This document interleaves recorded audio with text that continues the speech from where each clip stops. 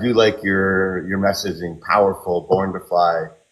You know, one stop makes all the difference is ours, and I think that's a little a little too far fetched. But born to fly, you can get it right away. Maybe the people who are watching us live right now, put down in the comments what brand of gloves do you wear. How do you even? I can't even see comments, and I'm nervous about touching the screen. Guys, let me know down in the comments what glove brand do you wear and why. I would love to hear that. What's next for grip mode and for Michael? For me is obviously I want to inspire as much as possible. You know, I wanna train as much as possible, get more insights of the professional teams. I'm obviously right now growing my audience in Europe. That's like my main focus right now for this year. Obviously, next year I want to also get back to the US market, also as a brand, also as Gripmode. Right now, really growing a strong community, growing the team of the brand, right? The Gripmode team, and yeah, really clarifying the processes, make it more simpler. Um, Structure the business. This is very important. Because if you have a right fundament, right, you can build up. So at the end of the day, it won't fall. This is very important for me. Um, and yeah, just grow as a person. Right? That's great. You know, I mean, people don't understand how much trouble or how much time and effort it takes for you to do what you do. I mean, the reason why we kind of got back in touch is a message I sent to you in 2018, and I remember the grind, right? I remember how hard you worked at creation, to becoming an influencer, to I would say silencing a lot of critics out there because you've pushed past the creator influencer badge only to entrepreneur. I mean, you're influencing the industry now, not just some behavior in goalkeeper training or goalkeeper lifestyle. So it truly is amazing. With that, what advice would you have for developing goalkeepers on and off the field? I want specific. I want hard answers. I don't want just train more. What life lessons do you have? Give me 3 of them. Yeah. So for the young goalkeepers, obviously focus on your basics. I think the basics is the most important thing because when I was young, I really focused on the small details, and that's what made me obviously a better goalkeeper at the end. Um, the second one is get healthy, like really take care of your body from the young age, eat healthy, because it's your body that, as a goalkeeper, you throw yourself so many times. And I can tell as I getting older, um, I wish I You're my could. age, still playing. Yeah, this is crazy. It's amazing. So, really take care of your nutrition. It's very important. And the third one, stretching. Guys, stretching is so important. Because I see a lot of young goalkeepers who are actually like really flexible, and I think that's what I'm missing a little bit because you can prevent so many injuries because you stretched well. So I would say this is 3 basics: nutrition and stretching. You're way too humble, right? So if I were somebody asked me that question, and I know that you have a lot of humility. It's like, you know, the things that I hear and I've learned being in and around you, it's like, again, how how resilient you have to be, right? Is that you believed in yourself, I mean, I've known the teams you played on and whatever, and whether you started or not, or what people said or what they didn't say, you strived, you persevered, and you're training at some of the best facilities with the best goalkeepers.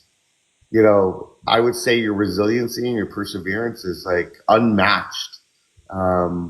in this space, right? I mean, that's one big thing that I'll say that folks can take away from There's you. a lot of misunderstanding on the social media, and it's okay. I learned how to deal with. At the end of the day,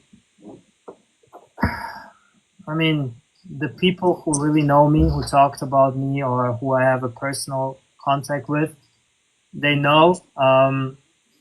They know the stuff about me. But I mean, if you're not hated, I think you never made it, in my opinion. Yeah, it's inspiring. So that's what I hope that goalkeepers learn from me. Yeah, I mean, you're getting goalkeepers off the couch, off of, whatever their game console is, out on the field. It steps up to everybody's game. I mean, I can't, at 50 years old, I can't, drop step and push a ball over the bar anymore and then get up and dive in somebody's feet. I can't be doing that anymore. But, I try to also do my own brand and influence, which to a fault, I've always stuck with this very inspirational, educational focus. And so we all have our lane, right? I guess that's the next lesson, is that what people can learn from you or I is like, stick with your passion, find what makes you different, and enjoy it. Like you can't apologize for what you can't do, right? You can't be somebody that you're not. I never look back. I never have regrets or something that I would do different. This is me. I'm trying to be authentic. And yeah, obviously goalkeeping, like to be a goalkeeper influencer, it's a new thing. It's never been done before. Like you have all this lifestyle influencers, where it's normal to do stuff what it's not normal to do in the goalkeeper space. So my goal is really to inspire as much kids as possible, and not tell you like to use your right knee when you go for a corner. Like everyone knows themselves like what to do, or they have coaches around. My goal is really to inspire, to show behind the scenes, and to show the stuff that you don't see in real life. Yeah, I know. I love that. Um, right now, it's just a couple more thoughts that I'm thinking of this because I haven't experienced. What's been one of the favorite training experiences that you've had? Like you're like, oh my gosh, whether it be from a technical standpoint, like Offenheim or grandiose stadiums, where give us a couple like, oh my gosh, I'm here moments. I think the most amazing shooting was at AS Monaco. I loved the way how they welcomed me. I felt I was a part of the team, because I really interact in the real training for the first team. The coach even introduced me to the players. I even had a breakfast with them, what we couldn't film. I was sitting with them on the same table before the training, and yeah, they make like a tunnel, and they slapped me when I had to go through. So I really thought I was part of the team, which I never really had in any other teams, because most of them, like the goalkeepers, are always like apart. We don't really interact with the entire team, just with the goalkeeper group. But at AS Monaco, I felt like I was like in a squad. I was about to be like in a squad for the Champions League. That sounds amazing. Like gave me goosebumps even hearing about it. So that's cool. And it's crazy to see like 6 years ago, Chris, like nobody know me. I was like an average D2 college player that just had a dream. I had a dream to impact, to inspire. And now I'm living my dream, even if I didn't become a professional goalkeeper, where for the most of the people, like, like the dream ends, but for me, it continues maybe in another way. So that's why there's so much possibilities, especially with social media. And if you use it correctly, I think there's a lot of possibilities in the future. And I can't wait to see you guys who are watching. I can't wait to see the next generation making it, because it's not about me. It's about you guys. And yeah, as I said, I can't wait to see the future. Yeah, I know. I love what you're saying, right? It's, we, as somebody that's recruited a lot of goalkeepers at the collegiate level, one of the things that you always tell them is like, because everybody wants to go pro. Everybody's like, I just came out of the youth academy. I want to go pro. I'm like, you know what? You need an education. You're going to have to go pro in something, truly, right? I always say that's my line. You're going to have to go pro in something. It might be well from us, and this is what you're going to learn. And that's what's important is that goalkeeping is one path and it's one preparation. It's, it helps you in regular life, but then also at the same time, you got to take away those life lessons that you learn from it and how it's going to apply. And what I love about you or even us is like, I could have stayed in corporate America and been miserable. And I was there for a while. And at my 30 something birthday, I was like, I want to be in goalkeeping. How could I do this? So I started Keeperstop as a way to stay in goalkeeping, right? I wanted to be able to coach. I wanted to be able to live in a nice house and have a family. And how could I do that? And that's what goalkeeping has done for me, and you've done the same thing. You've turned your love for goalkeeping, the discipline you had for training into content creation and influencer. And now, multi-million-dollar business. Don't want to tell any secrets, but a multi-million-dollar business. I mean, this is a true, American dream type of story. And yeah, by the way, Chris, I also love what you're doing. You also really inspired me, and we know each other for maybe 7, 8 years already. And I value also our friendship a lot, and what you did with Keepersport. I know it's not Keeperstop.